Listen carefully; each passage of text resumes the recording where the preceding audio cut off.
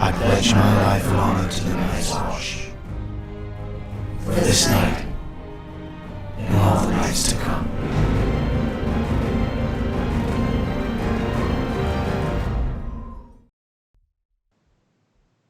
Valor Mogolis, everybody. Hypes Watch back again for another edition of Game of Thrones reviews. This one, Season 8, Episode 2, A Night of the Seven Kingdoms. It is the Awesome Foursome back again.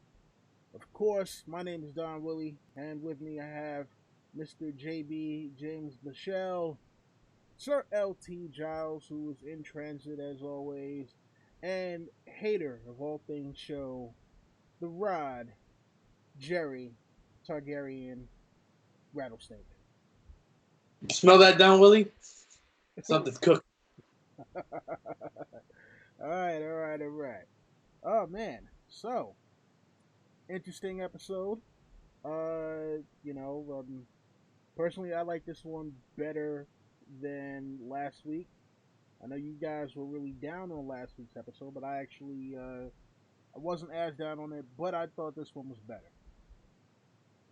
So this one we start off with the kind of mini trial of Jaime Lannister, with Daenerys basically talking about how she wanted to execute him, but she was rebuffed by Sansa after an impassioned plea from Brienne, and after conference from Jon, it was like, all right, I guess you're here to stay. So, how are we feeling about this opening? And JB, we will start with you. First off, I actually really like this episode. I actually thought it was actually one of the better ones of the last couple seasons. But that being said, I was glad it had started out. I'm glad that this trial wasn't elongated, because I was kind of worried that this, based on the previews from the last episode, that this was just going to be a trial episode in what I thought we needed to get things moving.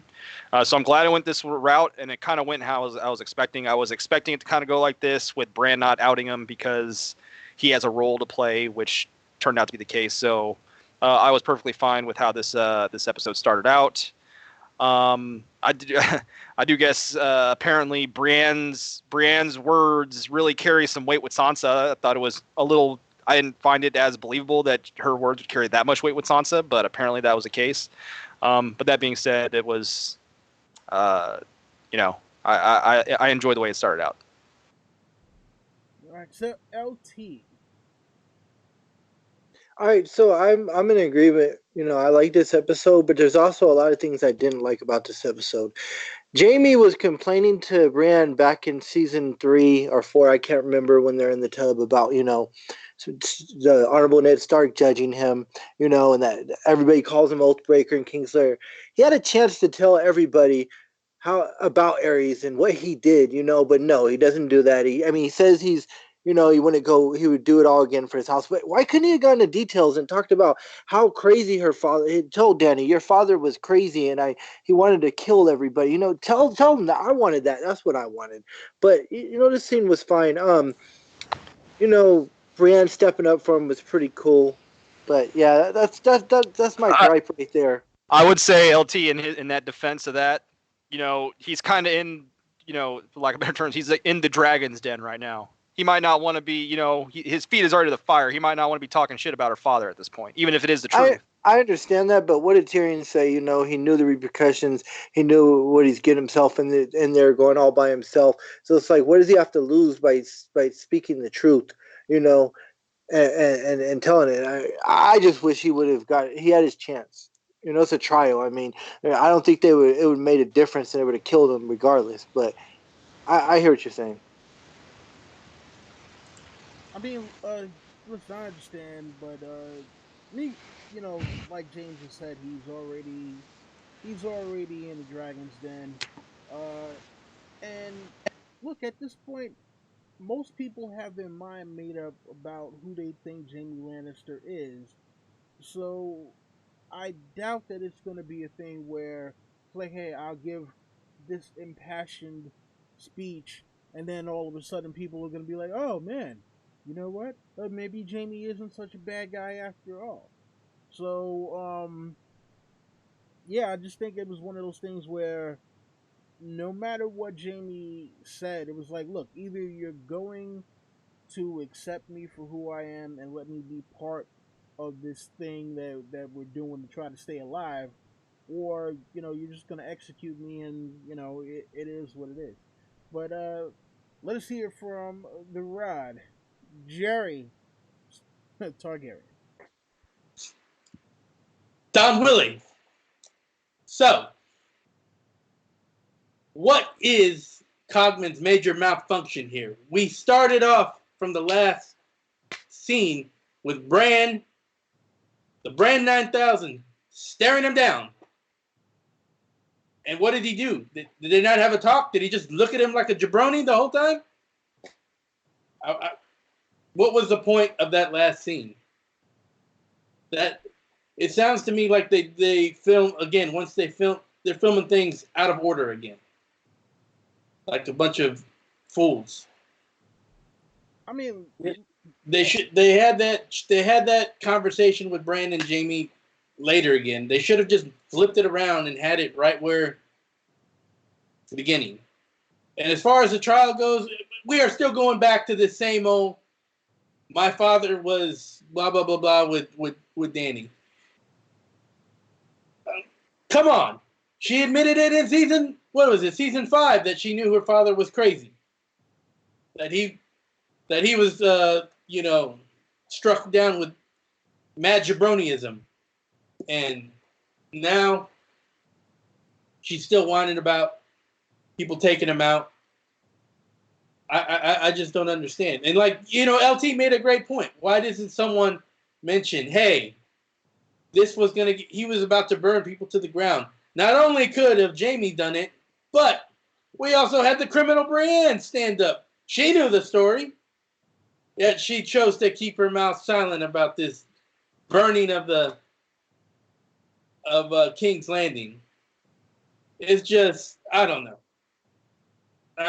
It's like they had the right characters, but they didn't have the right awareness of the characters, if that makes sense.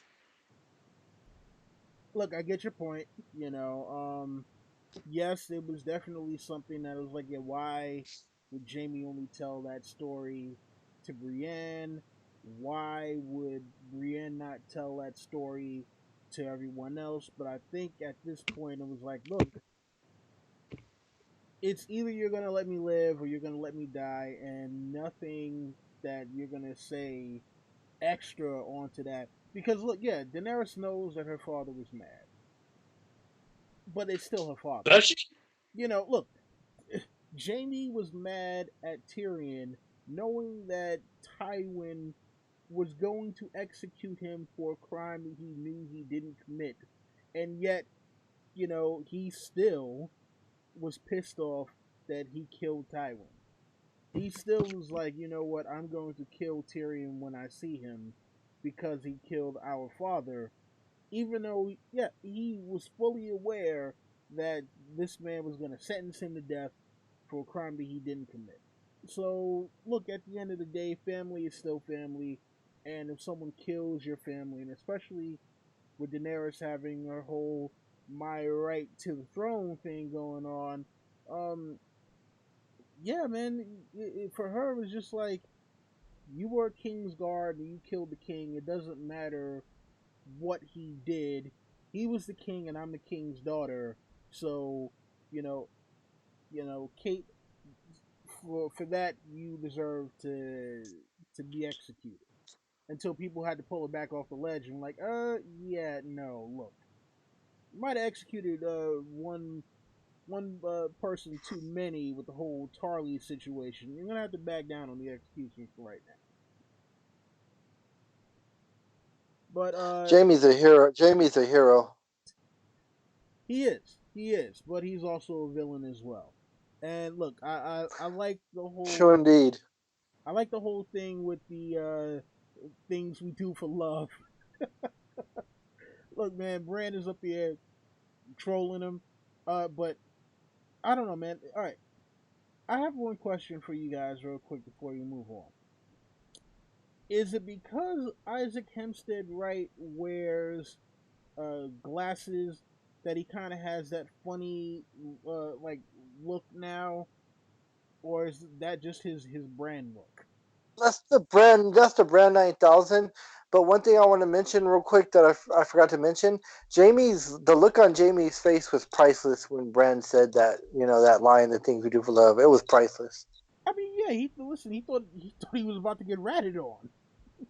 He thought Bran was about to spill it to everybody. Like, oh yeah, this man pushed me out a window. I mean, that's probably the look you'd have on your face too if that were the question. If that were the case. Mm-mm-mm. For sure. Oh man, but so one thing that was kind of crazy, after everyone decided to depart, you see Daenerys look at Jon. Jon still having this knowledge of what he learned at the end of last episode, and not uh really not wanting to face Daenerys right now. And Daenerys is kind of feeling it, but she doesn't fully understand, and she will understand later. And I can't wait until we get to that part of the episode, because you know what, I can't wait to rip Daenerys a new one over this bullshit that she's on. All right, but also after this, Dany starts ripping into Tyrion about him being an ineffective hand. Um, basically saying like either you are a traitor or an idiot for saying that Cersei was going to bring her army here, and now all we have is Mr. One Hand Man. Um, yeah, I mean, listen, do you think that Dany should be threatening to get rid of her hand? LT, will start with you. First of all, when Daenerys acts like this, it takes me back to season 2 when she's, "I'm gonna take back what's mine with fire and blood." Like, I don't like it when she gets mad. It just like this. It just makes her seem like a spoiled little brat. Um, I don't know. I guess she's frustrated, and I thought for a minute that she was, going to take the hand of the king away. But I mean, look at how good of a servant Tyrion is. That he's not if one of you guys, he's like, one of you guys will be wearing this, and So I mean, he would have, if it would have happened, he would have took it and still wanted to serve her. But that's all I have to say about that. Jerry? Saint Tyrion the Fool. Might as well just call him that. Where has this what happened to this character that we are stuck with Saint Tyrion the Fool? We might as well not call him Tyrion. We might as well just name him Patchface at this point, because I don't know. This isn't Tyrion. It's just foolishness. It's just foolish writing. I don't even know what to think about it. It's like not even any character in the book that, well, maybe Patchface. This whole subplot is just cockamamie nonsense, and I can't. I have no words. I have no words for what they've done with Tyrion. All right, James. I'll wait to judge until we see what becomes of it in terms of Tyrion. If, obviously they're bringing him down low so he can rise. So I'm waiting to see if that pays off. If not, then yeah, I'm not a big fan of what's happened, but I'll wait it out before I judge fully. Fair enough. Fair enough. Um. All right. Yeah. Next scene up is at the forges, I believe. At least that's what the summary is saying here. You know what? I actually got to find time to write this down when I'm at the bar next time. But Gendry is working on his dragon glass weapons, and Arya comes up to him and is like, "Hey, did you finish my spear?" And Gendry, not knowing Arya's full powers and everything like that is kind of like, look, I'll get to it, when I'm done doing the important shit. And then she gives him a small taste of what she can do with weapons when she throws the dragon glass daggers into the wall, and with good precision, and they all stick.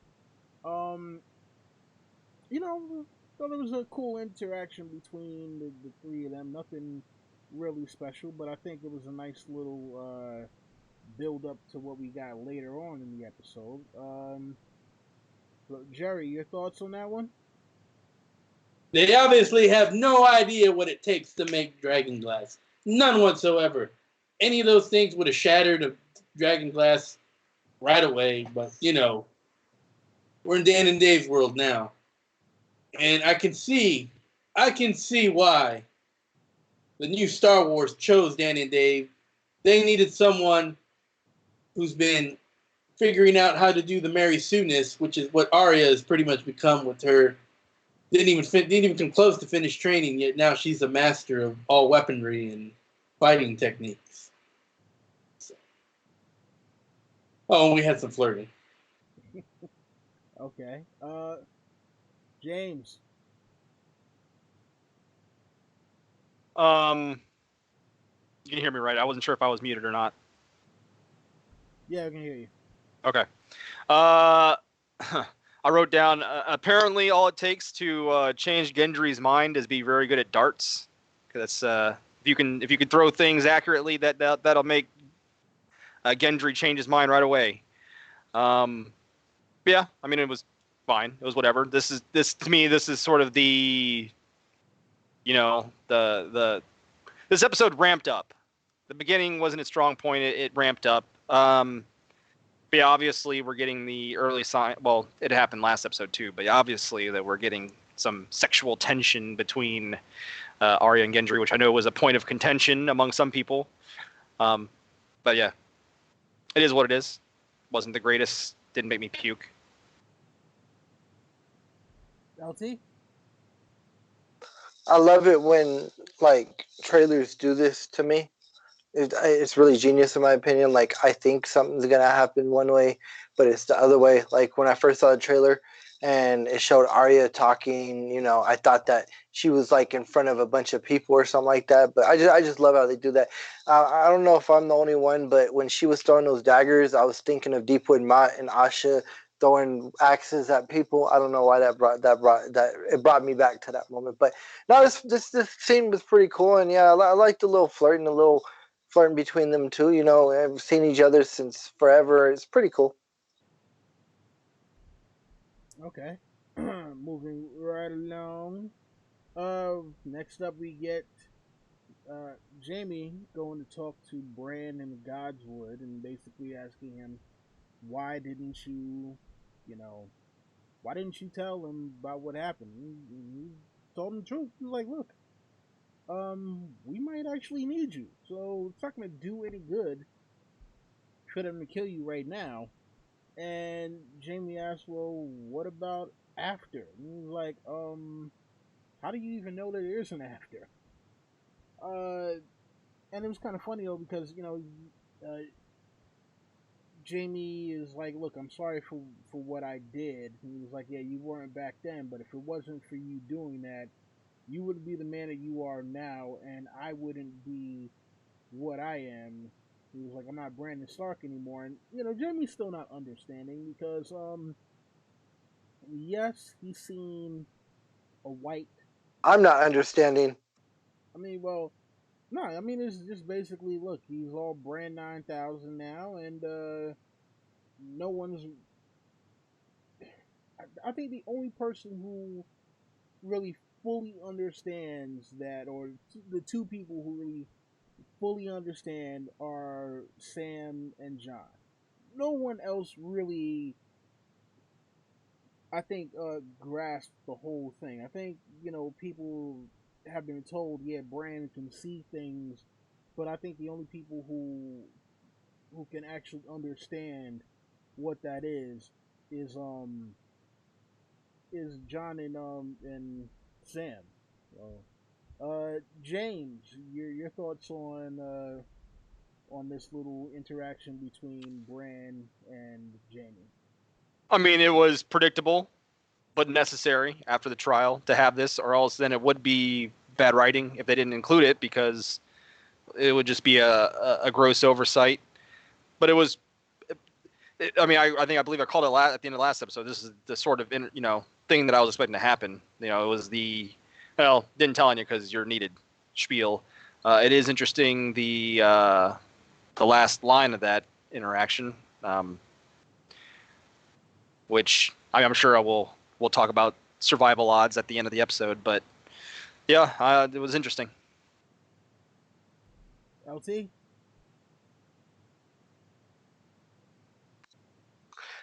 Yeah, you guys know I'm not a fan of this Brand 9000. It's really frustrating to me. Um,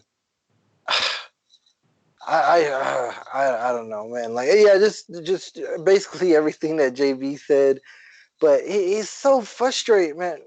I mean, I would say, Just LT, if you somehow gained all the knowledge and history of the world, I mean, it might change who you are too. I mean, you don't know. They could change you. If you knew right. the Illuminati existed, you know who killed JFK, it could change you. Yeah. Okay. The Rod. The Rod says that this should have been in the beginning, and that's all, and that's it. Made no sense. This is all out of order.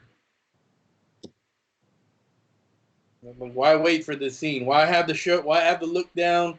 Why make some troll comments in the trial? Why not just get this over with at the beginning? What was he waiting for? True indeed.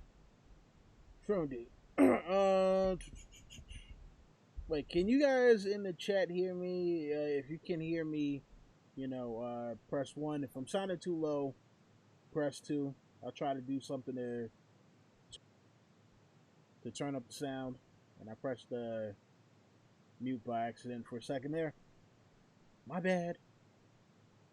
But hold on. Trying to go through all of the notes. Apparently the wiki kind of skips like 3/4 of the damn episode.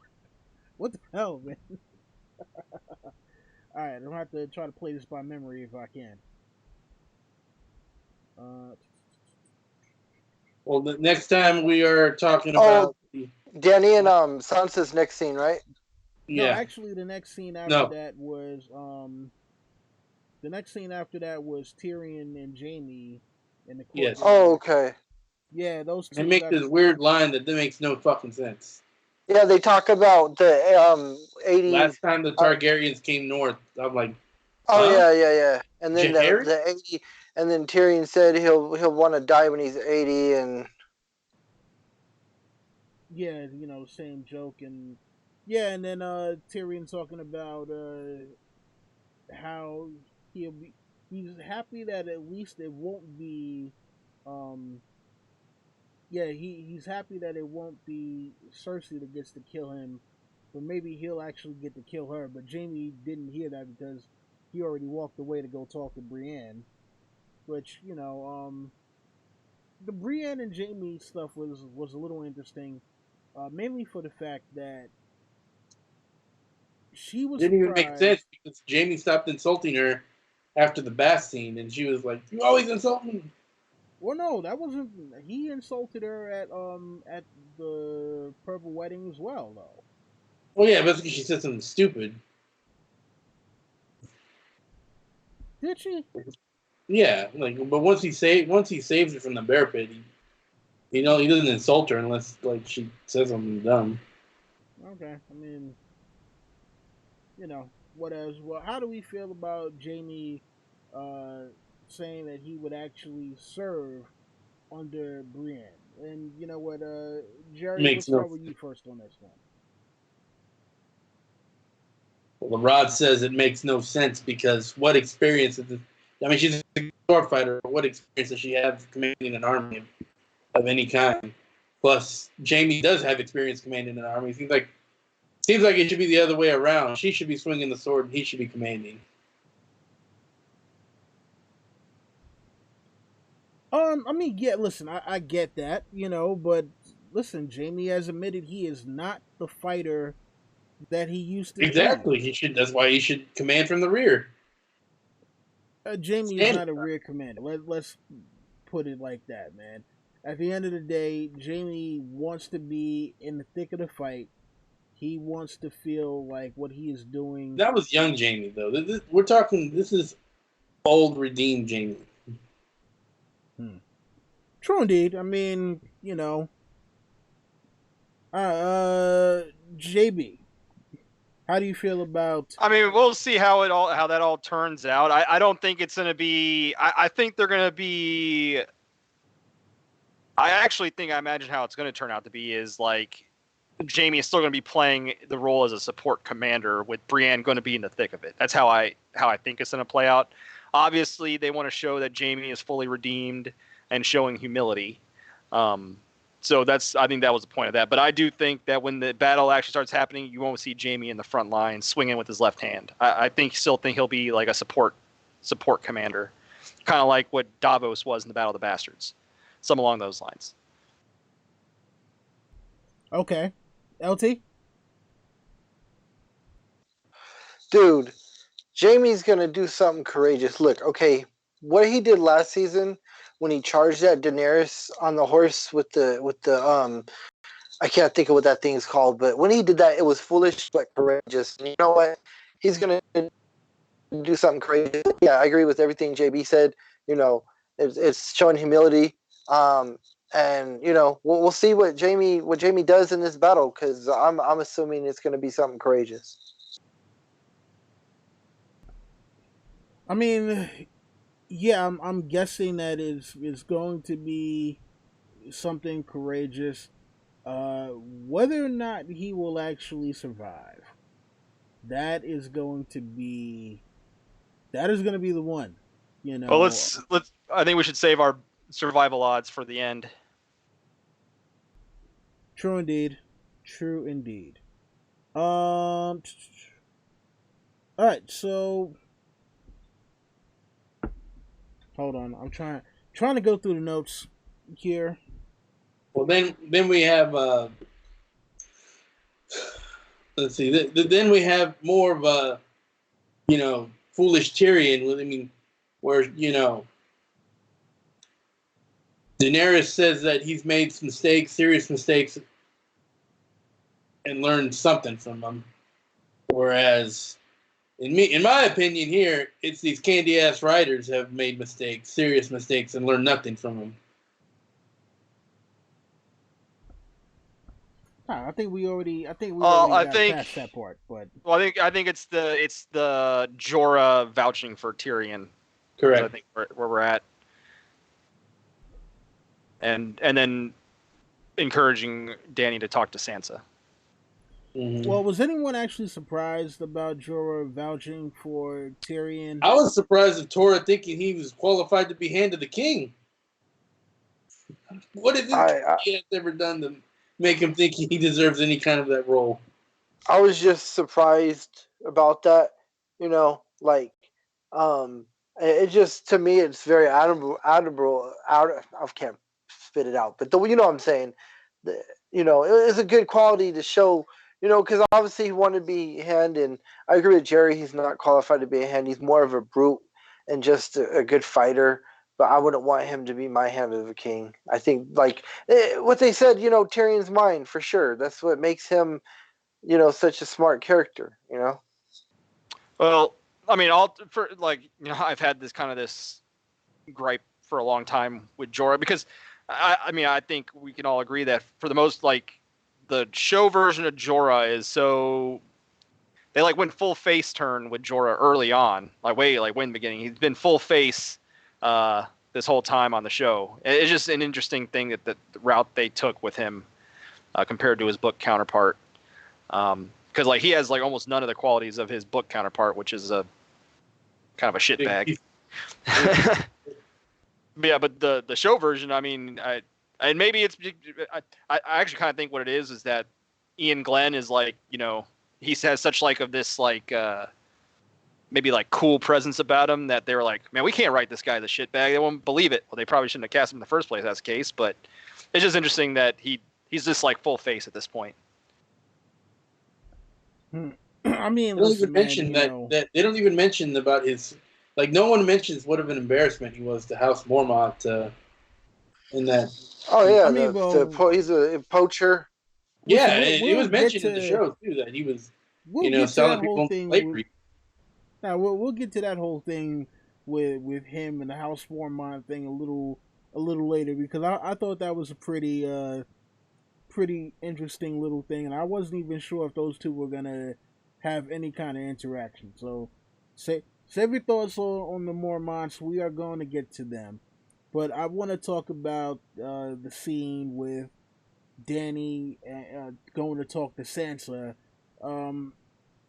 And I mean, because look, you know what? I think that Daenerys came in actually a little reasonable for Daenerys.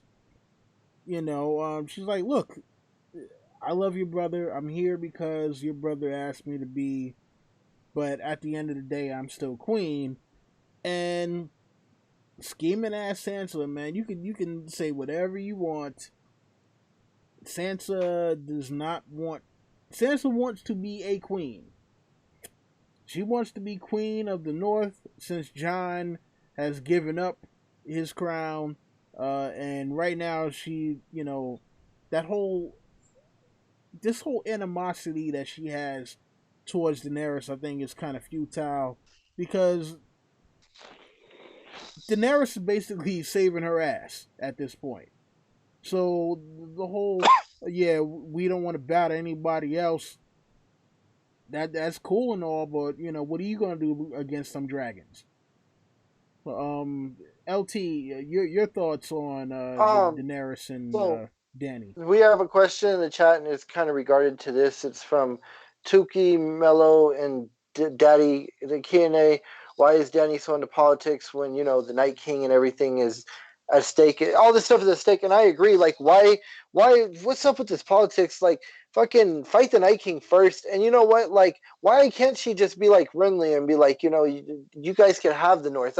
I sense a little Stannis here in Dany when she moved her hand away. She got this look in her eye. She lusts for power. Like, Stannis. That was Stannis in a way. That was Stannis's problem. Because like he didn't want Rob, because basically, he stole a piece of my kingdom, and I saw that in her eyes, dude. She lusts for power, dude. I honestly think, guys, that Daenerys is a Dark Lord of the Sith. It's because these candy-ass writers have no idea of how to progress a character to something. They're still running with the same old Dany from season 2, season 3, whatever. Those were her issues then. They don't know how to progress a character, so those got to still be her issues now. JB? And before JB, I just have one question that I saw in this conversation. They said that she's like, yeah, you did some good ruling, I did some good ruling. Wait, did I miss a secret season of Game of Thrones where they showed all this good ruling by Sansa and Daenerys? I mean, what I remember is Sansa not using the Knights of the Vale to the last minute, getting many people killed. Daenerys, killing people without a trial, doing all kinds of other stupid stuff. Like, where is this great ruling that they mentioned? I don't know. Yeah, that was during the 2-year break. That happened in the year that they didn't have a season. So, JB. Well, obviously, I'm on the opposite end of you. I do not believe that Sansa's this nefarious schemer trying to up for her own personal gain, because one, she left the gates open to help as much people that was necessary, bringing people in, refugees into Winterfell. That just doesn't seem like something Cersei would do. So I don't think she's a nefarious schemer. I think she wants what's best for the North. And what I don't get with Daenerys, if she was so, hell-bent on breaking the wheel, why is she so hell-bent on having to have all 7 kingdoms? Like, you cannot. Why can't you just have the thought of maybe relinquishing the North? Because breaking the will was a cool line. It didn't really have any meaning. Well, that's why I'm kind of bringing it up. Like, to me, it doesn't make sense that she's so hell bent on keeping it together. But yeah. I mean, look, at the end of the day, you got to think about it. She spent the past, 7 or 8 years, or however long it's been, for her, doing all of this stuff For her, to are you be saying queen. different people have different time passages? Like Gilly's Yeah. baby passing time differently than Daenerys and like Arya? Look, damn it, look, you're missing the whole point. The point is that she has spent all this time conquering, killing, freeing people, subjugating people, doing whatever it is so that she could get to the point where she would be queen of the Seven Kingdoms and restore the Targaryen dynasty to its former glory. And so for her, it's offensive that someone who was supposed to be from a subject house is like, yeah, look, you mind giving up this part? Because we really don't want you here. We're glad that you're here with your dragons and your armies and stuff, but after this is all over, you mind just getting the fuck out of here and letting us do our own thing after that? That would be helpful, thank you. So I think she's just offended by that. Now, mind you, yeah, she does have entitlement issues. She has serious entitlement issues. She's essentially a spoiled brat who feels like this this is mine by rights, as Stannis would say, and you know everything else be damned. It's like, look, I'm here for what I want. Either you're going to cooperate or you're going to die. Unfortunately, that seems to be her motto. And yeah, I mean, JB, we're gonna agree to disagree. I'm telling you, when we get to the end and the whole Dany and Jon thing, I'm gonna talk more about what I think is gonna happen, and me and JB can hash this one out. And I'm telling you, man, there's a few people who agree with me about Sansa. Sansa being Cersei 2.0, and just because someone is 2.0, that doesn't mean they're going to do the exact same things as the original version. Because yeah, Sansa still wants people to be on her side. But look, we get a nice little reunion with the Brotherhood without banners and dollars, and they finally get back to Winterfell. Everything is all peachy keen, and Jon is so happy to see them. And they find out that basically the army of the dead is about a little less than a day away. Tormund said they'll be No, you missed there one. by. You missed one scene. Say again. You missed one scene, Don Willie. What was that? Theon coming. Oh, get a yes, hug. you were absolutely right. Theon made it to Winterfell pretty quickly, probably a lot more quickly than he should have, but we don't know how long ago. I mean, well, no, he left a while ago to go get Yara, so I mean, it's plausible that he might have been able to make it to Winterfell in time. At least he was on boat. I don't know, but yeah, you know what? The funny thing about it is, he said he was there with his Ironborn. I don't remember seeing anyone else from the Iron Islands. I don't even remember seeing him. He was there with a couple Ironborn behind him in that scene. Okay. And Dagmar Cliffjaw is still at Torrent Square. No, I heard Dagmar. What I heard from Dagmar is that he's the one who traded Theon to Ramsay for some reason, and then left. No, you know what? This scene is what interrupted Dany and Sansa talking. Remember, because the Maester came in and told him. But yeah, I got a little emotional with this scene. I've always said that Theon basically he grew up with all the Stark children. Sansa, especially Bran and Rickon, were all babies. He saw them all born, so there's that connection there. Plus him saving her, so it was a pretty emotional scene.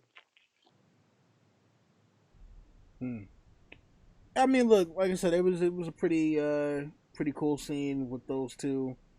Um, they definitely have a connection. He actually did try to redeem himself by saving her from Ramsay.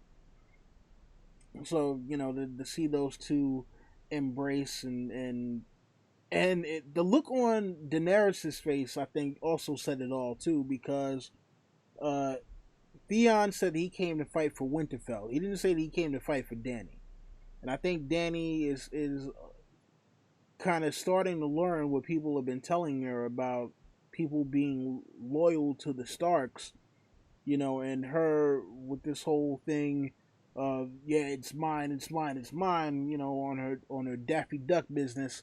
Um, she's starting to see a little bit that she can't just go around spouting that I'm the queen because I say I am, and you people have to love me because of it.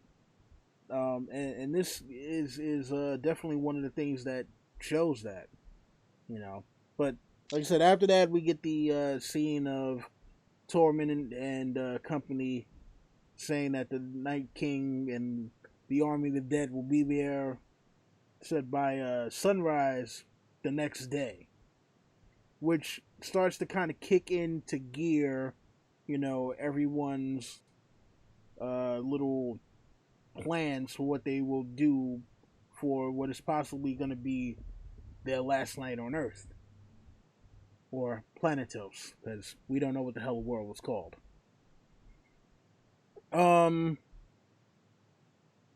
So yeah, they have a war council. They show, where they've lined up all the pikes. They've talked about what their battle formations are going to be. And at first they were talking about sticking Bran down in the crypts to possibly, defend him against Night King. But Bran says, nope, I got to go to the God's Wood because the Night King will be looking for me. And he says something pretty interesting that we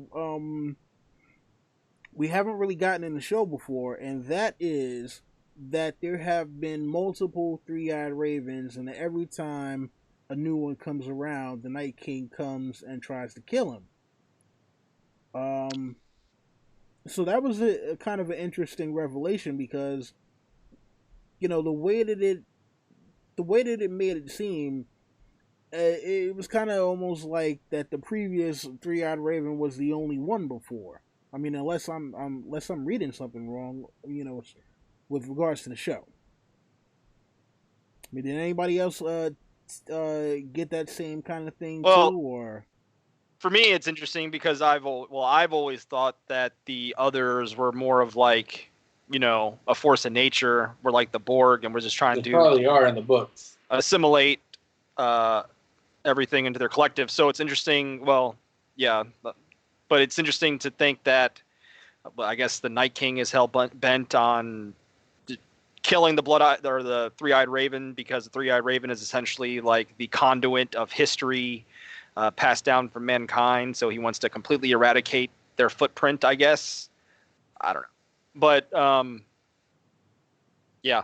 But in terms of the multiple three-eyed ravens, like I said, I haven't been sharp on my Song of Ice and Fire, or even I'm sure that in the show, it's the first time this lore has ever been brought up. So, I don't know. I don't really have too many thoughts on it. But it is, we were talking about the Sansa Theon scene, with Theon fully redeemed and then volunteering to be the one to defend Bran in the Godswood. I'm not putting his odds very high, and we're going to talk about that later, but I think the full redemption will come into play next episode with him. So indeed, Jerry. The Brand 9000. But, I mean, we're in Dan and Dave's cockamamie universe here, so I don't think we could take anything they say like anything other than just trying to make things sound cool. That's pretty much it. It sounds cool to say there's been many before me. There's been blah blah blah blah. But we know that there really couldn't have been because the whole reason it's called the three-eyed crow is it's a crow. It's a Night's Watchman with its third eye open. So we know the Night's Watch hasn't been as long. Came after the Long Night, so we know this really doesn't apply to the books. It's a show only thing that I think they're just trying to sound cool. Yeah, I mean, I imagine what they were like going for is that there's been multiple green seers, not necessarily three-eyed ravens, but they in their world they've never really mentioned green seers, and people only know the three-eyed ravens. So they were just like, okay, we have to say that there's been multiple three-eyed ravens because people don't know what green seers are. I can see that in the books that the others are against the green seers, and that they've been killing green seers over time. But then that doesn't really make sense because the green seers are what made them. But man, I guess we'll just have to wait. That's why I said there's no real point of arguing, or not arguing, but speculating in. I mean, I guess there's a little point, but you can really go anywhere with this. I think it's just the end of the day trying to sound cool. All right, LT. Yeah, I love this scene. I love anytime there's a character around, the maps and the battle preparation, I really like it. But what I don't like is it's very noble of Theon saying he wants to protect Bran, but why not have Jon there? Because it sounds like they want to ambush the Night King because he did mention, we have two dragons, and they're like, well, no, we need them to protect Bran. So it sounds like they're going to try and ambush the Night King, but why not have Jon waiting there with Bran? I think this might be evidence. I'm not trying to make no predictions that maybe Theon dies. I think he's close to 100% on the death list. What does he? I guess they're going to give him. I know we know that Theon's a good archer, so are they just going to give him a bow and some dragon glass, to like try and take out the Night King? Yeah. I would give all the Ironborn men. I'm assuming they're going to have dragon glass. I'm assuming Jon is not going to be there because Jon's going to be on Rhaegal, lighting up some motherfuckers. Makes sense. Real quick before we move on, there is a question in chat from Tuki Mello and Daddy TV. It says, what is the Night King going to do with the library at Old Town? Yeah, I think he is going to pull a Mad King and then burn it all. Because what does he care about it? Well, apparently, if the White Walkers, we'll go with the show iteration, the White Walkers and the Night King is so hell bent on destroying all the three-eyed ravens to remove the conduit to history, they would obviously try to destroy the library at Old Town because that has a lot of history in it. So I assume you would try to destroy it, I guess, based on this canon they've built. Yeah, that's the Night King. Like. LT, Jerry, you guys agree? The Night King. I agree, but I also think the Night King's looking for some secret book there that maybe about First Men or something like that. Like maybe there's something on there from when he was still alive, and it's like something he wants to read. It's possible. No, I don't think it has anything to do with any of that. I'm just being funny. All right. Next up, we get Missandei and Grey Worm. And listen, seriously, what is up with the Northerners and their fucking racism, man? Yo, man, to the two little kids, Missandei goes to say hi to them, and what happens? They just run away. I'm like, wow, really? Well, isn't that because they saw Grey Worm coming, possibly? Oh no! I think it's obviously because it's sort of. You gotta think about it. If it was the mid ages and you're around people you don't see at all. You don't know how people react. Oh yeah, a perfect example is remember in the movie Robin Hood Men, Prince of Thieves, and Morgan Freeman's character, they said, did God paint you because they haven't seen dark people on that side of the world? True indeed. It's like, God damn, man. Do you really have to throw it in our faces like that? Like, wow. That made me kind of Great. uncomfortable. It was already bad enough in episode You 1 where guys people have heard. I'm were sorry. I'm just saying, it was Salvador already. Sand never made it this way. Yeah, I mean, and plus, like, the whole damn Unsullied army is black. Anyway, You man. guys remember? You guys remember how people said in season 4, I think, when Grey Worm, or 3, when Grey Worm first came along, people were saying he looks like Barack Obama, and I think for some reason I got that he does look like Barack Obama. Really? I don't see that. I'm You know what I gonna, think about this scene? I'm gonna abstain from that. Yeah, JB, go ahead, man.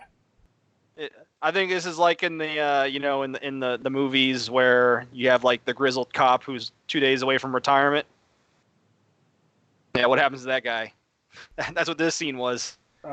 With Grey Worm, they're saying, "Oh yeah, we're gonna go away together. This is our last stand, our last fight." Yeah. You can add him to that list with Theon. He should have been dead, and Barristan should have survived. There should be Barristan here right now, man. Well, Barristan was too busy telling Dan and Dave, this is not how my character would act. Like, oh yeah, we'll kill him. I mean, well, look, at the end of the day, as long as they don't kill Missandei, all right, as long as they don't kill Missandei, straight up, look, I'm just telling don't want you that guys beauty right to now, die, do you? if they kill Missandei, I'm giving the season a 1. You heard it here. Well, They kill Missandei, I give the season a 1. Period. Point blank. well, Don't worry, Willie. She's gonna be in the crypts with Varys and all them. Well, either way, yeah. I mean, look, I think you can count Grey Worm among one of the folks who is going to be out of here. I mean, think about it. I mean, you can't even make any kids. So, what is he contributing to the future? Nothing. Hey, He there's gonna be fought plenty of Unsullied. war coming up. Nothing. All right, so He'll find kids if he wants kids. He can find kids. Oh, but next up, we actually get a very something that people have been waiting All right, for I a gotta while. say, this episode was kind of ass before to this point, but this is where the show. I know a lot of people have been saying reminds them of Lord of the Rings, like right before the Battle of Helm's Deep or battle like before the big battle.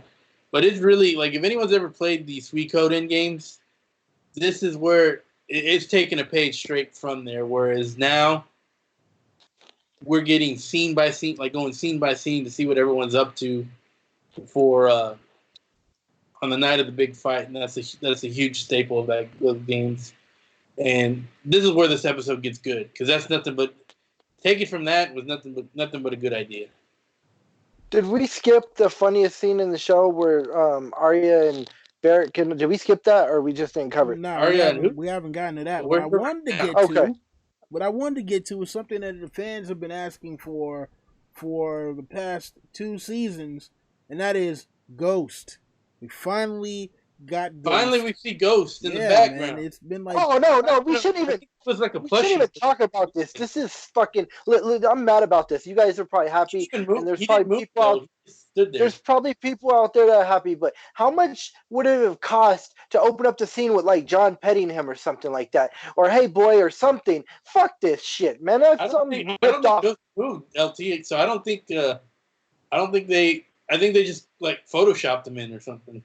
That's what I'm saying. Like, it's such a ripoff, in my opinion. Like, it wouldn't have cost nothing just to have him in a 20-second scene where John's petting him or something. I mean, I'm not too surprised because the Wolves have always taken a back seat to the Dragons this whole time, so I'm not surprised one bit. I will say that we did skip the Davos scene with the Shireen callback. Not Was her analyst there, face? but Did she have grayscale, or was her face burned? Your face is burned. I thought. yeah, I think her face is burned. And in fact, Oh. in the credits here, it literally says girl with it says scarred face. So I Was mean, this where Davos completely forgets about his son's death? Yeah, he forgets about Blackwater and just talks about Battle of Bastards. Yeah. That was the But that defining little- moment of his life, was the Battle of the Bastards. That little girl was super Sorry. cute. I don't think she's gonna fight nobody though. You never know. She might kill the Night King. But go ahead, Don Willie. I mean, listen, that was a short little scene. I don't think that people are too invested in that one. No, I mean, it I was was just bringing it up because Davos is my boy, so he's like number 2 on who I want to live, but I'm scared is not going to live list. Nah, Davos is gonna live. He's got to get back home to his wife at some point, man. All right, you can't have. Does he even have a family anymore? Never see his wife ever again. Right? He's got to finally go home back to King's Landing to his wife, or you know what? No, what? All right, so Davos is from Flea Bottom, but I don't know where his house is. Like, I don't know if it was on Dragonstone or if it was in King's Landing. I don't know either. Yeah, Well, they never specified that. Stannis made him a sigil, right? Or no, he took the onion as a sigil. Stannis made him a knight. Yeah, but I mean, he put the onion as his house sigil, so like he's a new house basically. I don't know. It doesn't really say where he's from, but with him taking the onion as a sigil, he basically founded House Seaworth. I want to say. Exactly. Right. I mean, the onion. Like, he's from Flea Bottom, but we don't know if that's where he's still, like, if that's where his main residence still is right now. I would imagine as a lord, he would have been given some kind of land where, he has servants and all that other stuff to work it for him, but we don't get an actual. Yeah, we don't get an answer as to where that is. I'm pretty sure that, like, Stannis promised him something, but whatever. We'll see. Probably on Dragonstone. Probably. But no, well, shit, he wouldn't have that now then, because Daenerys owns that. So. Well, Dragonstone's the island. I don't think it's only a seat of one spot, is it? Well, now he's with Jon, so I mean, Jon might promise him something. I thought Dragonstone was like Driftmark. Well, we're getting off topic though. Yeah. Yeah. I mean, look, man. We want to get to all of the really, really good stuff in the episode. So. Yeah, we get. Yeah, because things just started getting good now. Yeah, so we get Arya running into. Well, no. Before that, let's talk about how Dolorous Ed is actually Dolorous Ed from the books, and he makes an actual Dolorous Ed-like joke. Oh, like, about Sam and all that. It wasn't taken from Guardians of the Galaxy and put it in Game of Thrones. This was straight, perfectly fit in. And Sam's the Slayer, and what else did he say? The world must be coming to an end, or something. Truly, yeah. Dollars Ed was. That was Dolorous Ed went through right there. I mean, well, you know what?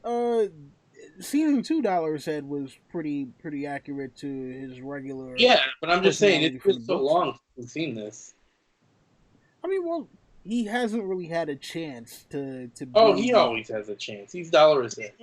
You guys, you know what I always wondered? Like, I guess there was 20 men left at the walls. I mean, Castle Black. So did Ed leave them at the wall, or you think he just fucking? Yeah, you only need 20 good men in the show. It's established. Well, no, remember earlier in the episode, Jon said, "You know what? Recall it." No, that was last episode where he was like, "Recall everybody from the wall because there's no point at this, for anyone to still be there." So then the other men are just off screen. Yeah, what's left of the Night's Watch should be at Winterfell right now, or at least on their way there. All All right, look, let's get to the stuff, man. So we got Arya running into the Hound, berating him and asking him what the hell he is doing fighting this war. You know, him being who he is, like why in the world would he fight for other people? And you know, he brings up like, hey, look, I fought for you. What the hell? Give me some kind of credit. And then in rolls Beric Dondarrion, and I think And the that was episode just got a 10 absolutely, from LT. yeah, that was absolutely hilarious. Where the Hound tells him like, look, you know, your boy isn't here anymore. No more preaching, or else the Lord of Light is gonna wonder why he brought you back 19 times just for me to throw you over the fucking wall. Yo, that Yeah, that was was absolutely classic. hilarious. Um, I'm still wondering why is it that he was taken off of Arya's list, because you know she did mention he was on the list for a time, but he's not on I there guess anymore. Gendry's back now, so Gendry's back and he's okay. Maybe, you know. So yeah, how are we feeling about this interaction with these three? And Jerry, we'll start with you. Pretty good. I really can't. There's so much, a lot of this going on. I really can't complain too. I mean, actually, I can for one thing, but um, most of it generally fit the. I mean, it was just a good scene. Like they were, made the appropriate joke, and then Arya's like, "Peace, I got something better to do." I can't Indeed, say, and I think that makes sense for a character to say, "Peace, I got something better to do." JB. Grumps. Yeah, I pretty much agree. It was a great scene. I did love the Hound is one of the characters I like a lot more in the show. A lot to do with Rory McCann. I think he's not necessarily. I don't think the Hound is what I would imagine he would be in from the book to the show, but yeah, I think he's done a great job, and I liked his clap back on Arya. And I thought his line to Thoros, or not, well, it might as well be Thoros because essentially Thoros and Beric combined. But I thought his line to Beric was a great one. That was a great funny line. So that scene was actually pretty well written. I can't complain too much. LT. Oh yeah, one of the funniest scenes ever in the show. I was laughing my ass off. Um, and you know, it's Barry. You know, you guys know how I feel about Barry Dondarrion. Any scene with him is amazing. So, yeah, we can move on. All right, so after this, we get a shocker. Shocker of all Oh, can we shockers. just skip it? Can we skip it, please? All right, listen, we don't have to get into details, but I mean, look, you know, uh, how are we feeling about Arya and Gendry with the sexy time? And I'll tell you. I'll go first because I'm gonna probably be the shortest. But I'll mention one thing in the beginning, like when she was shooting the arrows and it played the Faceless Men music. I thought for a second that was Jaqen Hagar in the corner. Then obviously we see it's Gendry. But no, like I can't. Maisie Williams still looks like she's underage. So this is just wrong in so many ways. But I feel, you know, zombie apocalypse, fucking, this is the end of times. I mean, you know, I feel the character's motivations, the Arya Stark's character. She wants to get some before she dies. All right, that's it. I don't want to talk about this no more. You guys go ahead. I'm gonna Well, say it makes sense. Wanting to get some before you die. So I think that fits in the character. And I mean, this is pretty much total fan service by Cogman and Dave putting them together. What the problem I have with the sexy? It's not even. I can't even say it's so much Macy Williams looking young, because I guess if it was in another role, I wouldn't mind.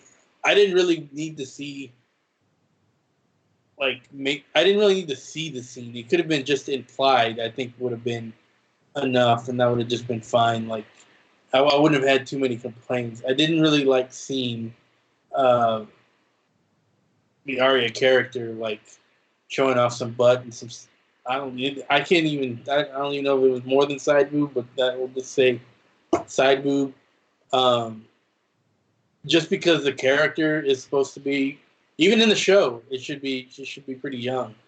Considering that Gilly's baby hasn't aged at all. So I'm guessing Arya is probably like, I don't know, 14, 15, maybe 16 at the most. Which is fine. Which I don't have a problem with someone that age having sex, especially in this world. But let's leave it to implying. We don't really need to see it, you know? I essentially agree with that sentiment. And yeah, I mean, it is fan service, but I don't think it's like far fetched. At least it's two characters that have a history together and had some romantic leanings. Like, we don't know. Maybe, I mean, it would be kind of a serendipitous for them to be in the same place at this time in the books. I mean, maybe it happens, but like, I don't think it's like the most far fetched thing in the world where this could happen or not. But I was fine with it. But yeah, like it would have been fine. Like implied, I would have been fine with it. Didn't necessarily need to get what we got. Like they could have just had them like going in for a kiss, and then just have the scene where Arya, that they have later, where Arya wakes up next to him. Like, and then we would know. Like we're not idiots. But yeah. Or like you could have seen her like like in the foreground, like kind of take off and like throw her and you focus on the clothes on the ground instead of like them. I mean, my first. It's implied. You don't really show. You know. My first watch, I was caught off guard by this, but my second watch, I fast forwarded through the scene. Fair enough. I mean, look, the chat really isn't digging it either. But listen, just to be clear, Maisie Williams is 22 years old. Yeah, and I heard.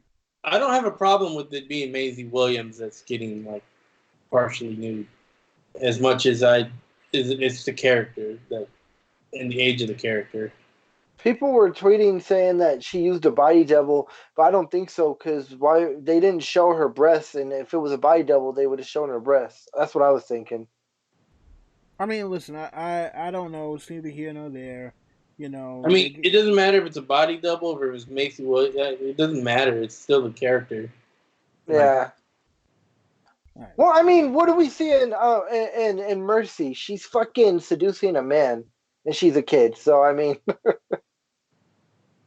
But she also face changes into someone older. Yeah. But even the Mercy one's kind of weird too, especially. But I think the Mercy one was well done because of a supposed time jump that was supposed to happen. But we're getting off track, so let's get. Yeah, let's move on. All right. So after this, we get Jaime, Tyrion, Brienne, Podrick, Davos, and Tormund in I guess what's supposed to be one of the halls in Winterfell where they decide they want to keep warm for the night. Tormund doing his creepy thing, trying to hit on Brienne. Brienne fumbling over the words because she's trying to rebuff his advances and not offend him somehow. Tormund goes to tell about how he killed a giant when he was 10 years old and then had sex with the giant's wife, but she didn't realize somehow and then thought that he was one of her children and he suckled on giant's milk and that's how he became big and strong. This is a weird fucking story. Yeah, and they have a little back and forth about most of them used to fight against the Starks. Now all of them are there fighting for the Starks.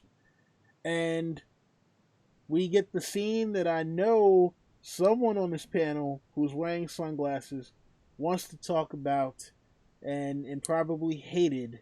And that is Brienne being knighted by Jaime Lannister. So we're gonna just get this out the way. Jerry, how many hate points did you give that scene? No, it makes sense. I mean, the whole thing about this series is what we found out is knights are not the true honor. That's pretty much the whole point of the Hedge Knight novels. It's another show that someone who isn't a knight, even though he lies about being a knight, is what the true honor is. So, it makes sense when a criminal like Brienne gets knighted. It's just like when Rhaegar knighted Sir Rhaegar Clegane.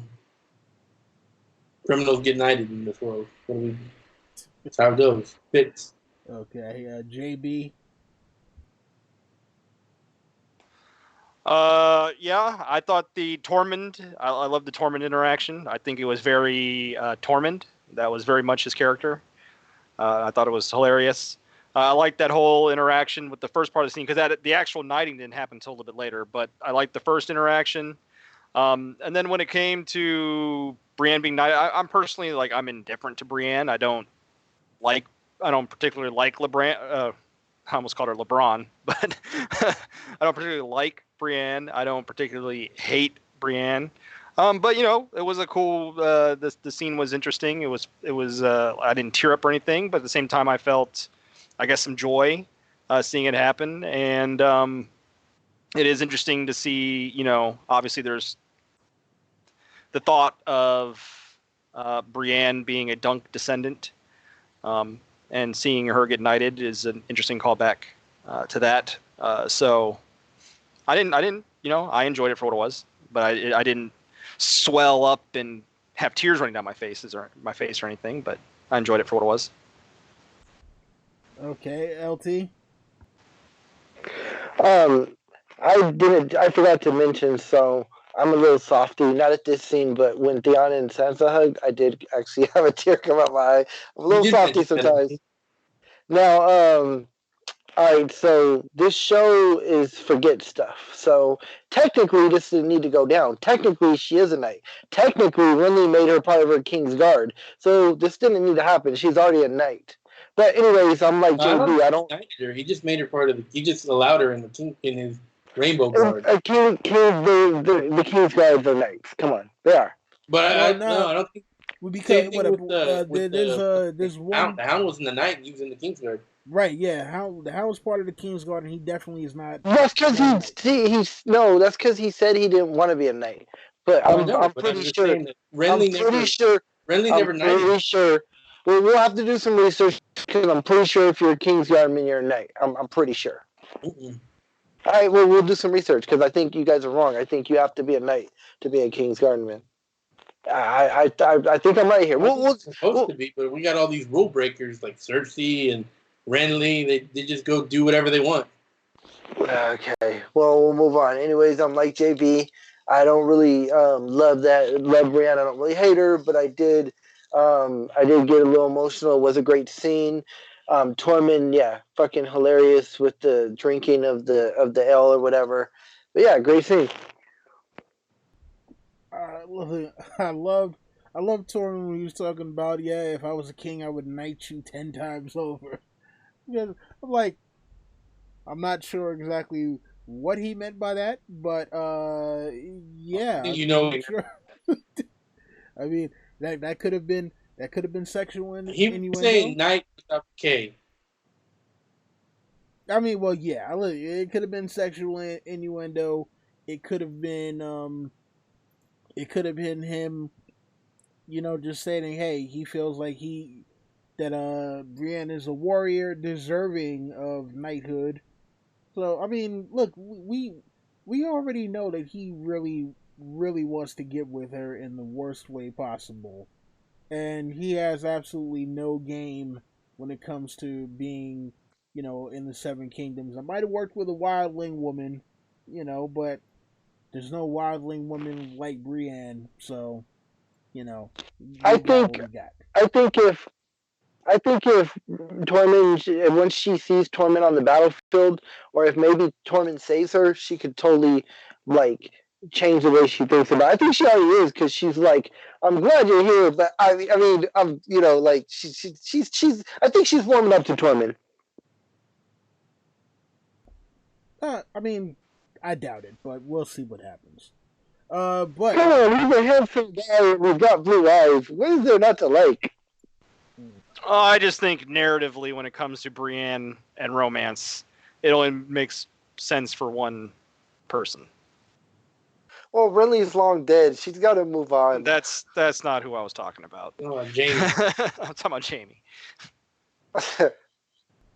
All right, so next up we get the scene with Jorah Mormont being dressed down by his younger cousin, and After bedtime. past bedtime. I mean, you know what? Lyanna Mormont. Wow. They made her some armor.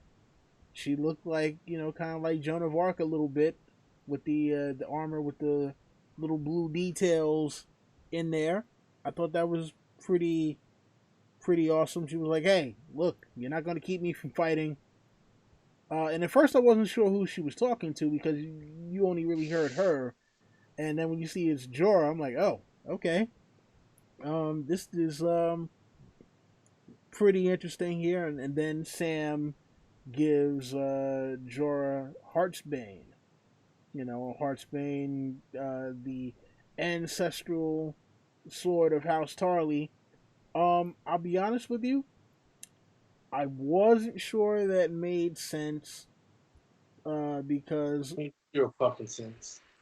I wasn't sure it made sense only because, here Sam was, just about a day ago with Jorah bringing Daenerys to him and Daenerys saying, "Hey, yeah, I killed your father and your brother," and it would be one thing if it was just Daenerys there or Daenerys and somebody else, but it was Daenerys with Jorah, and Jorah is the one that brought her to see him, and I'm like, okay, but Sam does have great respect, has great respect for Jeor Mormont.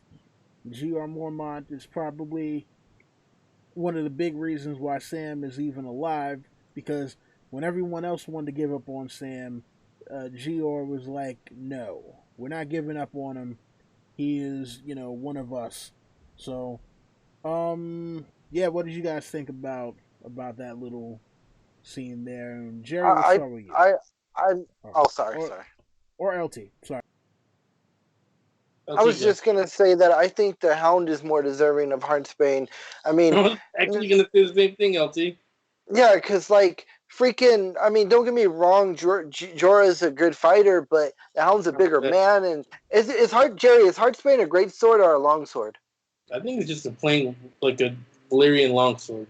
Yeah, but it's still big, and I just think I think if you think tactically, I think the Hound could make more use of that weapon. Oh yeah, the Hound's a much better fighter. Yeah, but Sam doesn't know the Hound.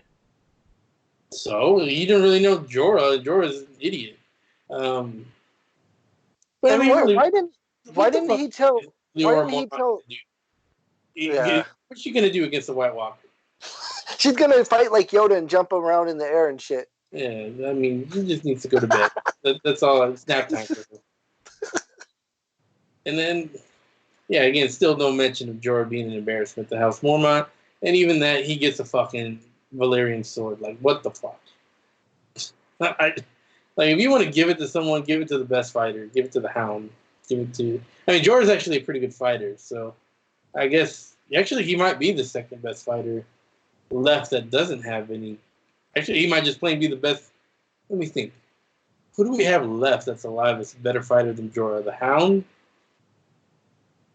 I mean, we know they marry Sood.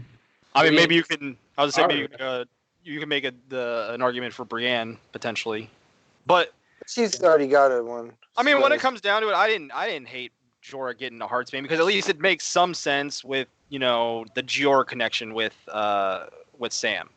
I mean, at least makes a little bit of sense. And also, you gotta remember in the show, Sam does have a connection with Jorah because he cured Jorah's grayscale and came back to Winterfell with him. So I think it makes sense, show wise. I don't think it's that far fetched of a thing. But yeah, it does. They did definitely skip over, but that Jorah's transgressions. But once again, that's like the full Game of Thrones version of Jorah, who's full-fledged face. So they're gonna skip it. Lyanna Mormont, I really hope if I see Lyanna if they have Lyanna Mormont doing like a backflip off a horse and killing a White Walker, that would be fucking stupid. And they went full-fledged dumb with Lyanna Mormont. which they've already kind of done. But I'm thinking that's not going to happen, but I'm just saying. But I think it makes sense in the show for Sam to give Jorah Heartsbane over the Hound. All right. I just wanted, even though I know he didn't tell him in the show, I just wanted Sam so bad to tell Jorah that your father said his last wishes is for you to join the Night's Watch. But I know he didn't say that in the show. I think so. I think you should tell Lyanna Mormont. Your father said that that all your little squabbles you're yapping about are unimportant. Or not your father. It was whatever. Her grandpappy. Anyways, Don Willie, go ahead and take us home. Okay, so we get a scene with Podrick, who sings a little song. They have a montage with everyone cuddling up and getting ready for battle or doing whatever it is they got to do before the White Walkers show. And then we cut to Jon in the crypts of Winterfell, standing in front of his mother's statue. Daenerys finally confronts him, like, "Hey, the hell has been going on with you? Oh, and by the way, who's this?" And Jon regales the tale of Lyanna Stark. Daenerys, shocked at first, like, "Hey, what do you mean my brother didn't rape your aunt?" And Jon goes through the whole rigmarole about, yeah, well, he loved her. And after Rhaegar was killed at the Battle of the Trident, Lyanna had a son. She told her brother Ned to raise that son and to keep him safe. He brought him back to Winterfell and told everybody that was his bastard. And my real name is Aegon Targaryen. And while you see the whole look on Daenerys' face start to change as he's telling this story, at no point does she say, "Oh my God, I've been sleeping with my nephew." She's just like, I'm sorry, what the fuck do you mean you might be the king?" I told you she's a Dark Lord of the Sith and she's lusting for power, so this is really pissing her off. Yeah, I mean, look, at no point she's not thinking to herself, "Oh, another Targaryen. My family. I'm not the last person in my damn family." No, she's just like, I'm sorry. Come again. You are king now, or you have a claim on the throne." And Jon has been saying this entire time, "I never wanted to be king. I didn't want the crown. Didn't want the crown. Take the damn crown." And Daenerys, like, she could have just said no backseas. I think that would have been sufficient, but the look on her face was just like, no. Okay. And if this was, one of these modern day reality TV shows, she would have put her finger all in his face and like, oh hell nah. Who the hell do you think you are coming to try and take my goddamn chair from me? It's not happening. But Jerry, we're gonna start with you. What your thoughts on this one? The Rod says that this was a really good spot and a really good setup for how the reveal was going to happen. In front of Lyanna's grave, that leads to a very organic type of conversation that leads to it. Problem is that they just didn't execute it very well after that. I mean, we can harp on it all at once. Jon and Dany just don't have the great chemistry. So even though some of the right words were said to lead up to it, it was just, and to get to the reveal, it just didn't feel right. And then after the reveal, they didn't know how to write a proper Dany reaction. I thought it was a really poor reaction on that. So, and I just think that just because they don't know how she should react. So. What do you guys think of the significance of the song that Pod sang? Jenny of Oldstones? I thought, Yeah. I thought the song was really beautiful. Beautifully sung by Podrick, and then at the end of the credits, I thought that song was really beautiful. Well, obviously, I mean, I saw some theory about the fact they played that song because obviously it's about, Duncan Targaryen. Yeah. Or the show's version of it, anyway. I don't know. I don't know how they're Well, I tying don't know. it. What was the show's version of Duncan Targaryen? Well, I don't even know. But the thing I read said that in the show Targaryen family tree that Duncan is Daenerys' uncle, the brother of Mad King Aerys, which obviously in actual reality in the books he's actually what the skip Jaehaerys too. Yeah, because they skipped that line of secession in the show. But basically, what's his name? They move out Jaehaerys and forget what her name is. Jaehaerys and the girl he married, and replace them with Aerys and Rhaella. Yeah, but essentially they were saying they used that song because obviously Duncan gave up his succession for love, and they're wondering if maybe that was foreshadowing that Jon is going to do the same. You mean the guy who's been saying for the past, 2 seasons, I never wanted to be king. I never asked to be king. He just said it last episode. I never wanted to be king. I was just wondering if you found any significance in the song because it was weird that they just pulled out a song from the book.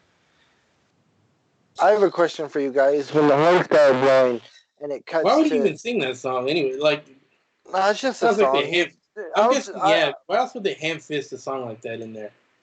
Makes no sense. So when the horns started blowing and it cuts to Daenerys, because they're in the crypts, and then it cuts to Dany and Jon on the battlements, did they just, cut out them running up, or did the crypts connect up to the battlements? Because they got up there pretty quick. I mean, it was like a split second.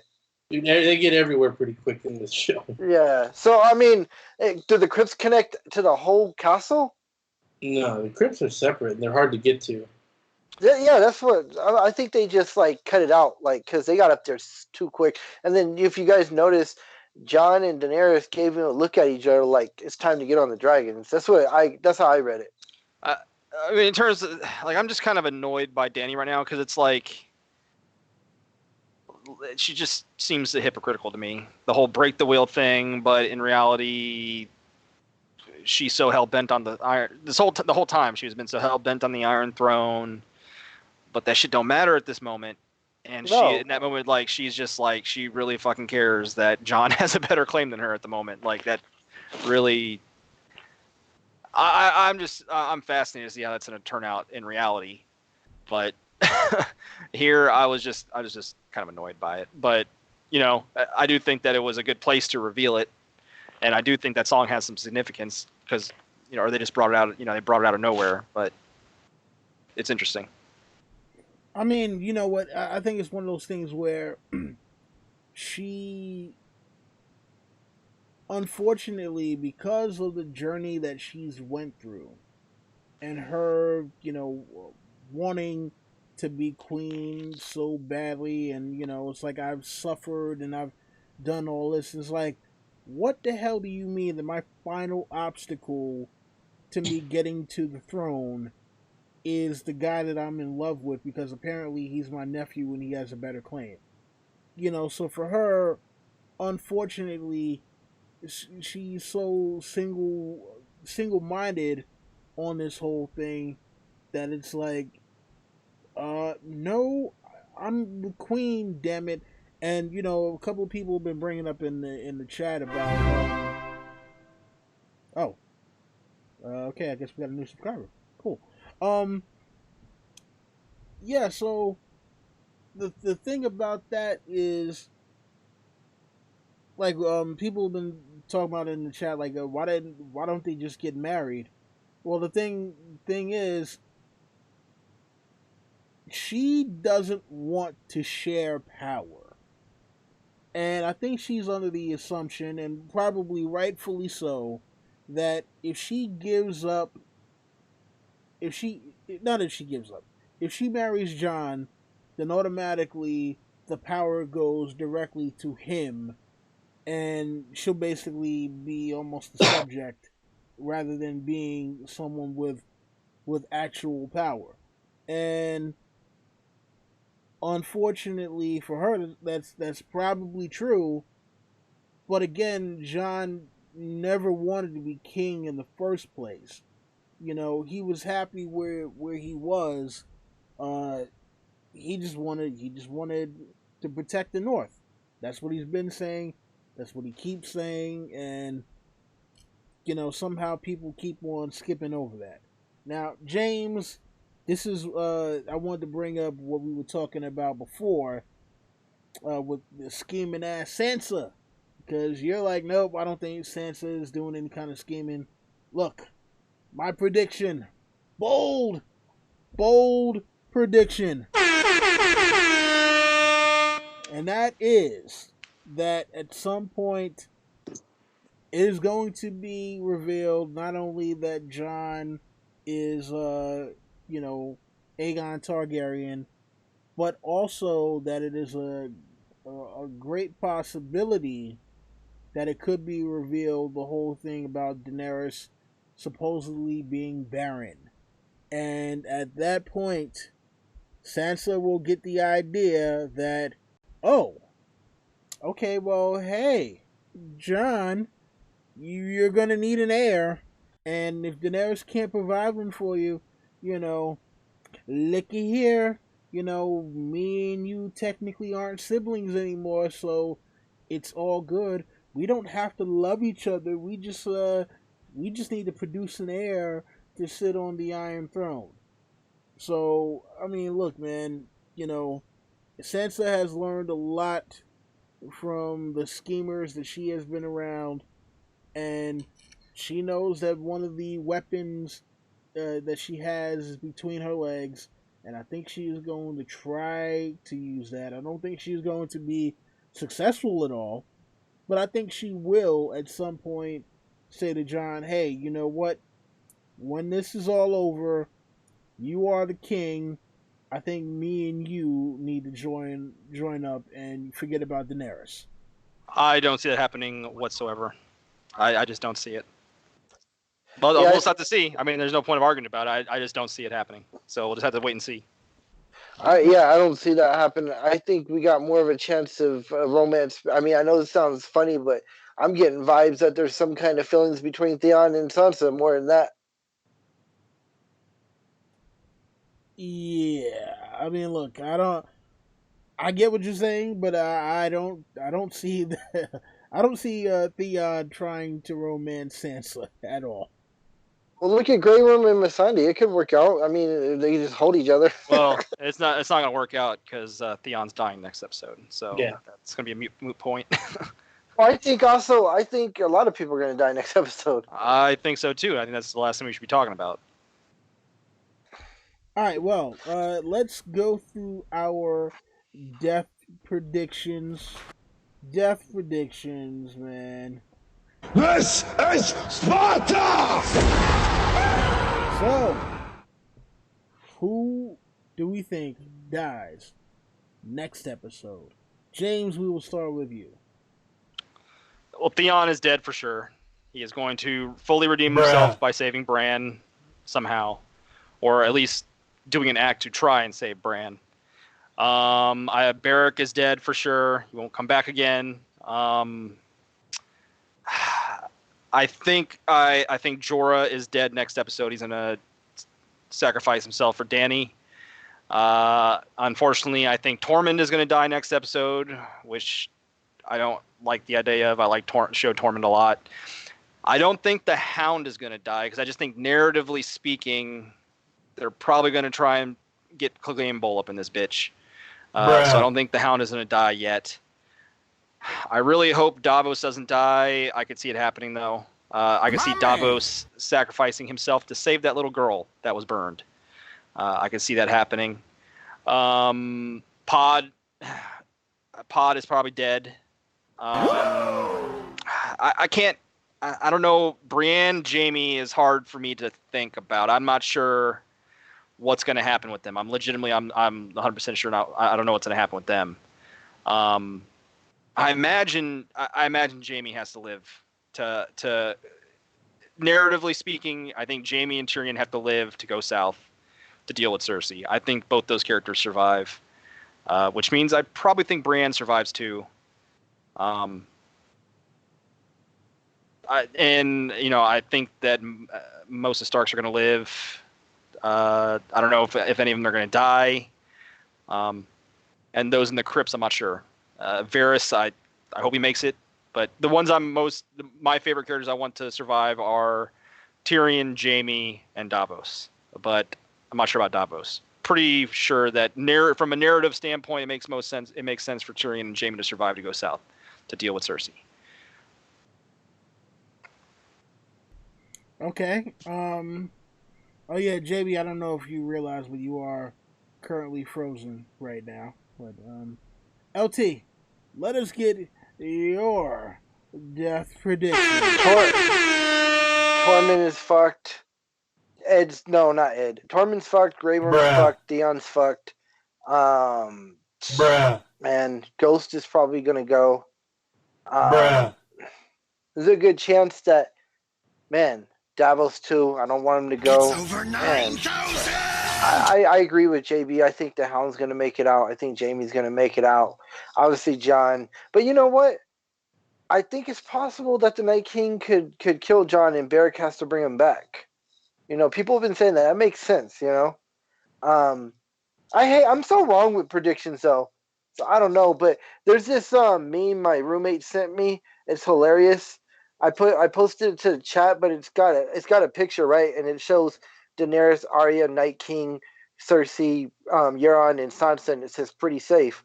Then it's got Sam, the Hound, Bronn, Jaime, Brienne, Gilly, Missandei, and it says iffy, but probably fine. Then it says, oh God, they actually might Ghost, Davos, Grey Worm, and Gendry.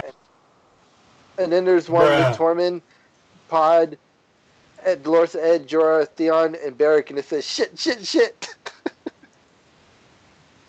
Bruh. All right, well, Jerry, let us get your death predictions for next episode. Bob says that anyone without a Valyrian steel is pretty much a goner, except for a few select people. Arya. This is Sparta!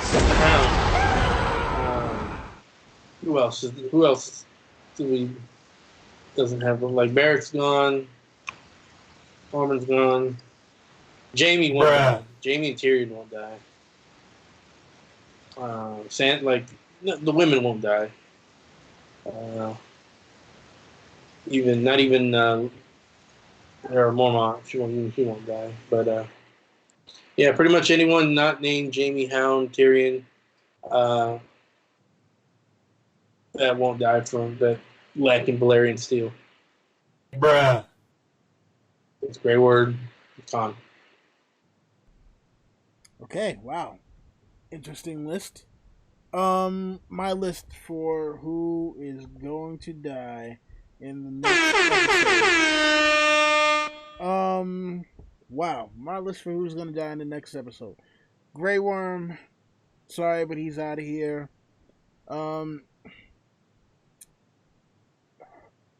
You know what? I don't think Beric is going to die. I think Beric lives. I think Tormund lives. The Hound got to live. I think there's a possibility. I think there's a possibility that Gendry bites it. I think that Arya might have to use her brand new weapon on the love of her life. And that's who she might have been running from in the trailer. Lyanna Mormont. As much as I hate to say it, I think she's out of here. I don't think she's making the King's Landing. Rob Kino in the chat says Jan Royce. Yeah, man. Look, Jan Royce has been useless all this damn time. Jan Royce got to go. Obviously, Jon and Dany make it. Oh, but I think the big one that's got to go down. Leroy The big one that's got to go down is Bran Stark. Bran Stark is not making it out of Winterfell. At least his body will not be making it out of there. I think his consciousness will be stuck in the weirwood net, and he will still be able to communicate, but his body will be mutilated at Winterfell. Will it be similar to when the Night King killed Bloodraven? No, I think it's going to be different because remember, Bloodraven wasn't able to come back after that. Bloodraven essentially got transferred into Bran as well, so they kind of emerged consciousness. Yeah, that's what he was saying when he was going off about like so many three-eyed ravens. I guess what they say here. What if the worst happens? What if when the Night King strikes down Bran, he actually comes into the Night King? Then we're all fucked, right? Are you saying that the Night King is going to hit Bran and then Bran's going to turn into a robe like Obi-Wan Kenobi? Yeah. Yeah, somehow I doubt that happens. Oh my god. I hope that doesn't happen. That would be. Then the Night King's gonna check the robe with his foot. Oh my god, no. Oh god, no. Alright, alright, so let's D&D, they're working on Star Wars now. It's gonna be their homage. There you go. Stop it. All of y'all stop it right now. Damn it, man. Alright. Look, so Ryan Johnson do the prequels. God damn Jerry. The J.J. Abrams on board too. Jerry, shut the fuck up, man. God damn it. Stop it. Oh, man. All right, so let's go around the horn and give scores for this particular episode. JB, we're going to start with you.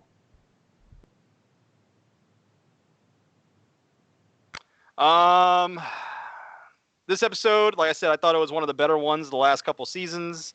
Obviously, it had some flaws in the beginning.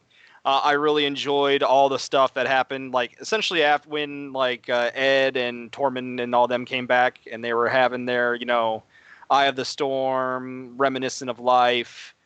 I love that shit. So I would give this episode a 8.75.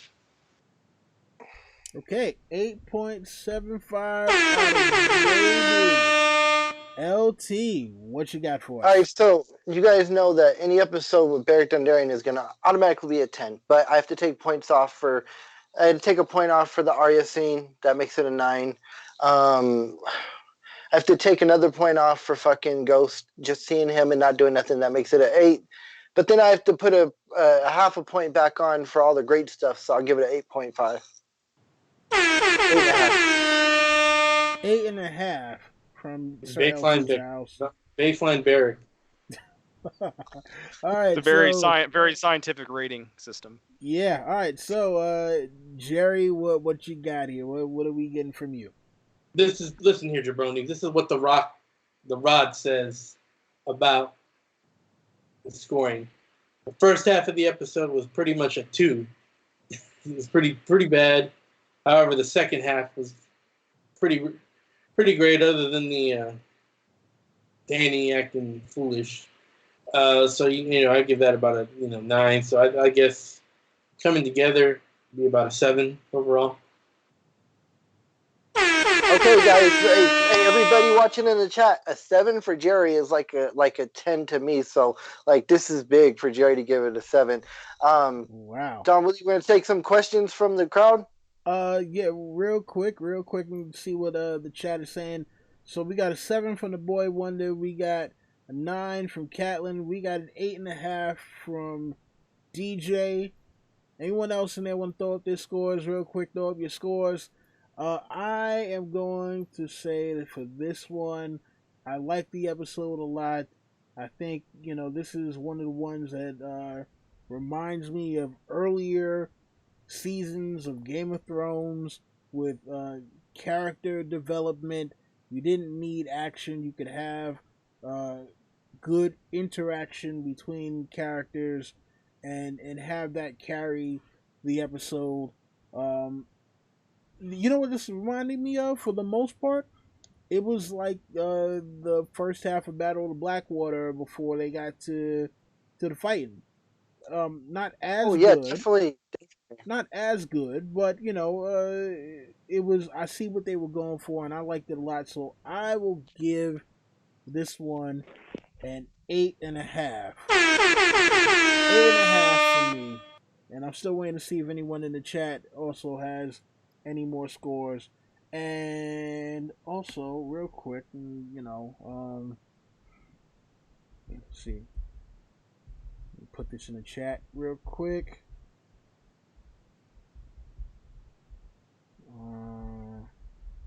See if anyone has any questions. You know what scares me, guys? Like seriously, like, you know how George has always had POV chapters, and as we know that eventually in the books the characters are going to come together, so there's going to be less POVs. And I'm just wondering how he's like in the future, how he's going to get thoughts, like he always does with so many people. Like it just scares me for the books in the future.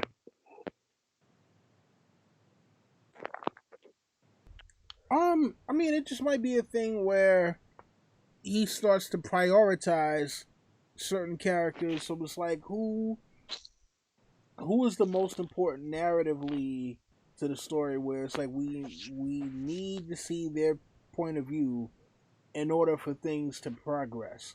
Um, because if we don't necessarily need it, then it's not gonna be done. But we'll see what happens. Oh, we got a question from DJ. Do you guys think the little girl with the burnt face could be possibly Melisandre? That's a good question. I never even thought about that, DJ. I don't know, but that'd be crazy if it is. I don't think so because I don't think it's ever been. Whenever it came to, you know, face changing or whatever glamours, it usually doesn't involve such changing of sizes. They usually have the same physicality. It's just that their faces change or their age in Mel's case changes. But I don't think they could do big body shifts like that. Been no evidence of that. Yeah, I agree. That makes sense, JB. All right, next one we got here from Tuki Mello and Daddy TV. What would you guys strategy in? Let's see. What would be you guys' strategy in this battle? Would you go all assault, or would you go all assault on any White Walkers you see? Sorry, the light is kind of bright. It's kind of messing me up right now. I, All right, so battle strategy. JB, you come from a military family. What would your strategy be in this particular instance? My strategy would be to run away. I'd be going south. I'd be heading over the water. Fuck this shit. That'd be my strategy. But no, I don't know. I mean, how can you strategize against these people, the White Walkers? I don't know. They kind of, I guess, had a pretty decent strategy of trying to cut the head off the snake. Obviously, with the Night King being, it seems to be such a warg with such power that he can control all these whites single-handedly. Obviously, I think that's kind of the route you should take. So, I mean, I don't know what use there is talking strategy because I don't know what they're what you could do other than that. LT. I don't see why. Okay, now Ed should have told Jon, I guess, off stream. Maybe. Well, I guess they know that the Night King has Viserion the dragon. Why not make a scorpion like Cersei has from King's Landing? At least a few of them, and put them on the walls. And put some dragon glass tips on top of it, so you could take a shot at fucking Viserion. I guess I'm assuming the Night King's gonna fly in there and start trying to burn everybody. So I would definitely make a few of those scorpions and as many archers as possible, man. Like you have dragon glass and you have dragon glass arrow tips. So just do like Xerxes said and block. Well, it's not daytime, but block out the sun with fucking dragon glass arrows, because obviously that's gonna kill the whites and all the White Walkers. I mean, I guess I do have some thought where you could like maybe try to funnel them into a certain location to where you can get the most out of Dragonfire or, oil and fires, and try to use funneling and fire as much to your advantage with the White Walkers and Whites. All right. Well, LT, real quick. I mean, I think it's only been a couple of days, or a week at most. I think it probably took them to make that Scorpion. It might have taken them a couple of months, and I just don't think they have that time. So that might be I guess so, time. but I guess so, but yeah, you're right. Jerry, battle plans. Well, I would have gotten rid of all those stupid axes out of Obsidian and used some of those daggers and just kind of do what LT said. Put all it on tips, arrows, and just volley until... Just volley at them. Okay. I'd be having Theon train people with the arrow too, because he's an excellent archer, or whoever. Well, I was gonna say, I think the problem with that strategy is that when it comes to the Dragon Glass, it's really only effective against the White Walkers themselves and not the Whites, and the majority of the army is just gonna be a bunch of charging Whites. I don't know how effective that is gonna be against that. Well, see, then you have the dragons just fire those people. When you guys saw the trap they built that Braven was looking at, I think that's like some sinkhole or something like that. See, that's what I would do. I would try to build like a giant, try to funnel them into one location, have a giant sinkhole where you would all those Whites would fall into, and then you somehow can catch it on fire or something. Do you guys think that it's possible that one of our characters, not main characters, but one of our characters like Tormund or somebody is going to try and stab, or even no, I'm sorry, even one of the Ironborn are going to try and stab the Night King with the Dragon Glass, and when they stab him, it doesn't do nothing, and Jerry, the Night King gets the Dekino, the tumble thing with his finger.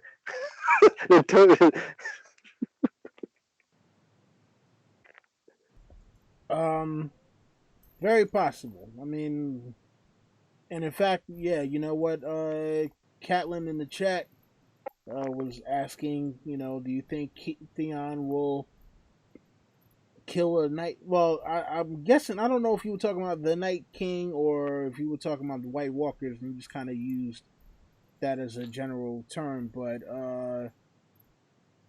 yeah, look, I don't think. I think you might have a couple of White Walkers get killed, but for one, obviously, Night King is not dying. Yep, it's not episode 6. It's not episode I'm terrified, guys. I'm really terrified. Like, I got a bad feeling that they are gonna. I mean, I know you guys probably don't see this, but I got a bad feeling that they might have killed the Night King in episode 3, and then Cersei's like the because they mentioned how there's 20,000. I thought it was 10,000, but now they're saying 20,000 of the Golden Company. I just think narratively that'd be so anticlimactic. Like it's supposed to show that doesn't matter. This is what matters. I think that they're gonna lose this battle, and they're gonna have to retreat back, and it's gonna be they're gonna have the Night King bearing down on one flank with Cersei on the other flank, and it's gonna end up being all hell breaking loose. There's no way the Night King is dying right now. It just narratively and thematically it just wouldn't make sense. Yeah. All right, so you know what? We are almost at the 2-hour mark, so we're going to wrap this up. You guys got any you guys got any final thoughts before we get out of here? No.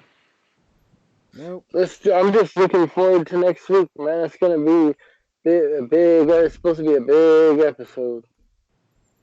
Yeah. Let's see here. I think this one's gonna be an hour and 30 minutes too, like a movie kind of. Yeah. 82 minutes. So almost an hour and a half. Oh, real quick. Last question. Do you guys think Night King will raise the dead during the battle? I would love to see people falling and rising during battle. Yep. Yeah, I mean, Mm-hmm. I'm thinking there's going to be a couple of people who were on the side of the living who will be turned before the end of the battle, and yeah, I mean, unfortunately, I think two people who have become fan favorites, and those Gendry and Lyanna Mormont could be two that we see turned. That's why it's such a dangerous foe, because they have they can replenish the thing that normal armies cannot replenish, and that's human capital. All right, so look, we'd like to thank everyone for joining us.